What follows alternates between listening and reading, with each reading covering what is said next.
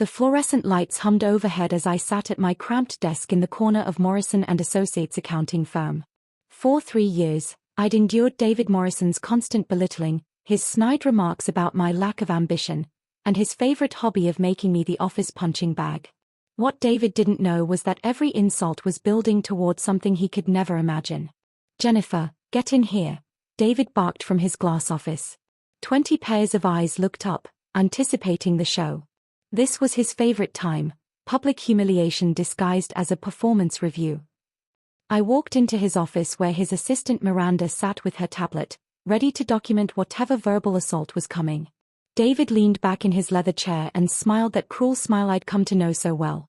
"Leave the door open. Everyone should hear this," he said.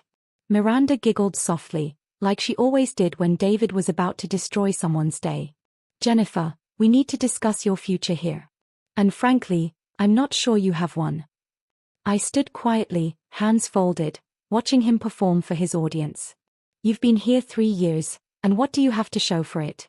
You're still processing basic invoices while people hired after you have moved up. Miranda here has been with us 8 months and she's already running circles around you." Miranda beamed with pride, her manicured nails clicking against her tablet. "The truth is," David continued, standing up, "you're deadweight in this office. You drag down the entire team's productivity. Maybe it's time you considered a career change." He paused dramatically, making sure his voice carried to every corner. "Maybe janitorial work is more your speed. At least then you'd be contributing something useful." The office fell silent. I could feel 20 pairs of eyes on me, waiting for my reaction, waiting to see if I would finally break down like David wanted. Instead, I smiled. "You know what, David? You're absolutely right. Maybe it is time for a change." I walked to my desk and began packing my few personal items. Coffee mug, small plant, picture of my dog. The office watched in stunned silence as I cleaned out my workspace. "That's it," David called out, clearly disappointed. "No fight? No pleading?" I picked up my box and headed for the elevator. "Nope.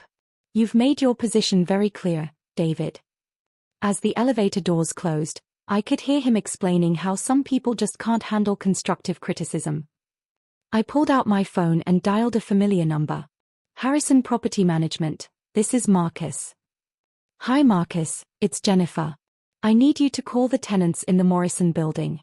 Tell them we need to discuss lease modifications." "Which tenants specifically?" "Start with Morrison & Associates. Suite 1247. Tell them the building owner wants to meet this afternoon." I'd bought the Morrison building 18 months ago through my property investment company. David had no idea that his rent checks were ending up in my bank account. At exactly 3 p.m., I walked back into the building lobby, but this time I took the private elevator to the penthouse office, my office. The penthouse had floor-to-ceiling windows overlooking the city. My assistant Catherine had everything prepared. Conference table set with documents, property reports, and Morrison & Associates' detailed lease breakdown. "He's here," Catherine announced. "David Morrison is in the lobby. Send him up."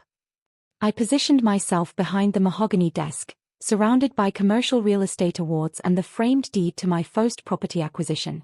The elevator dinged and David stepped out, looking around the penthouse with obvious envy, trying to identify who could afford such an office.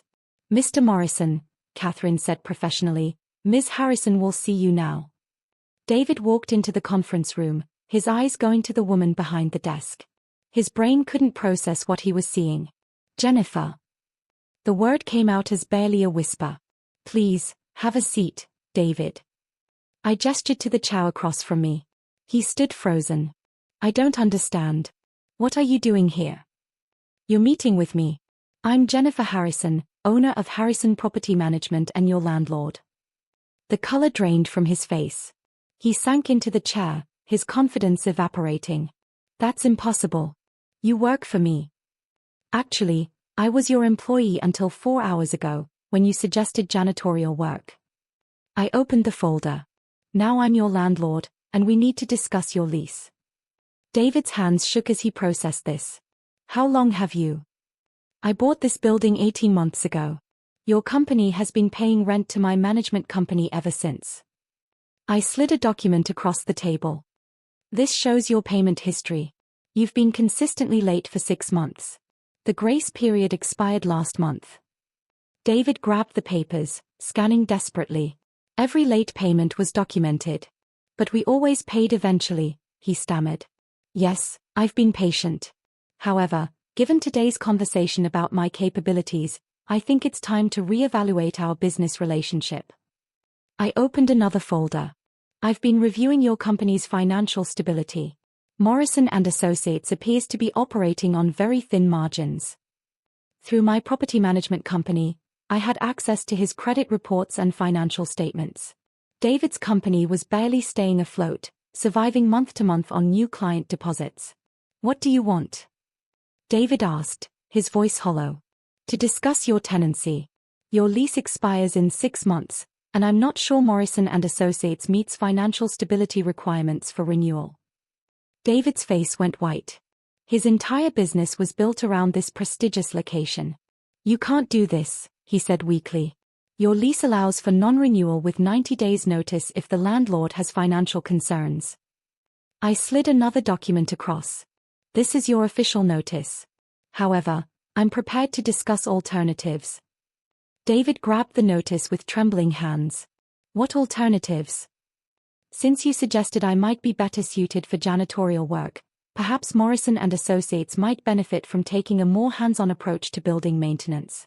Rent reduction in exchange for expanded cleaning responsibilities. David stared at me, understanding the full scope of what had happened. You planned this, he whispered. No, David. I built a successful business while working for you. Today, you chose to humiliate me. I'm simply responding to that feedback. My phone buzzed. Catherine texted, Local News wants to interview you about your latest acquisition for their Young Entrepreneurs segment. Actually, David, I have another meeting. Local News wants to discuss my business for a feature on successful young entrepreneurs. David's mouth opened and closed. News interview. Yes. Harrison Property Management has acquired quite a portfolio. This building was actually one of my smaller purchases. I gestured toward the windows. You can see 3 of my other properties from here. I pointed out landmarks. That office complex, the retail center on 5th Street, and the development near the river. All mine. David joined me at the window, staring out at a city he was suddenly seeing differently. How much is your company worth? The portfolio is valued at approximately $47 million currently. He leaned against the window for support. $47 million. David, for 3 years you've made assumptions about my capabilities based on my position in your company. You assumed that because I processed invoices, that was the limit of my abilities. I picked up a business magazine from the side table and opened to a page with my photo, captioned as a rising star in commercial property development. While you were giving me career advice, I was building a business empire. While you suggested I wasn't management material, I was managing a multi-million-dollar portfolio. David sank back into his chair, the magazine trembling in his hands. Why didn't you ever say anything? Because your company provided valuable experience while I built my investment portfolio. It was mutually beneficial until today. Catherine knocked. Ms. Harrison? The news crew is here. Thank you. I turned to David. You have decisions to make about your lease. Catherine can schedule a follow-up meeting. As David stood to leave, he paused. What happens now? Now you decide whether you want to work with me as a professional partner or find a new location. But David? The days of treating people as less than human because of their job title? Those days are over. As the elevator doors closed, I could see him in the lobby, phone pressed to his ear, probably calling anyone who might help him understand how his former Deadweight employee had become his landlord. The news interview went perfectly. The reporter was fascinated by my story of building a property empire while working full-time. As the crew packed up, my phone rang. Marcus from Property Management. Jennifer, I just got an interesting call from Morrison and Associates. They want to renegotiate lease terms immediately. David Morrison sounded different. Different how? Respectful. Very respectful. He kept asking about Ms. Harrison's availability for a partnership discussion. I looked out at the city skyline, at the buildings representing years of strategic investments and quiet empire building. Schedule the meeting for next week, Marcus. I think Mr. Morrison and I have a lot to discuss about professional respect. Sometimes the best revenge isn't revenge at all. Sometimes it's simply revealing who you really are and watching the world readjust accordingly.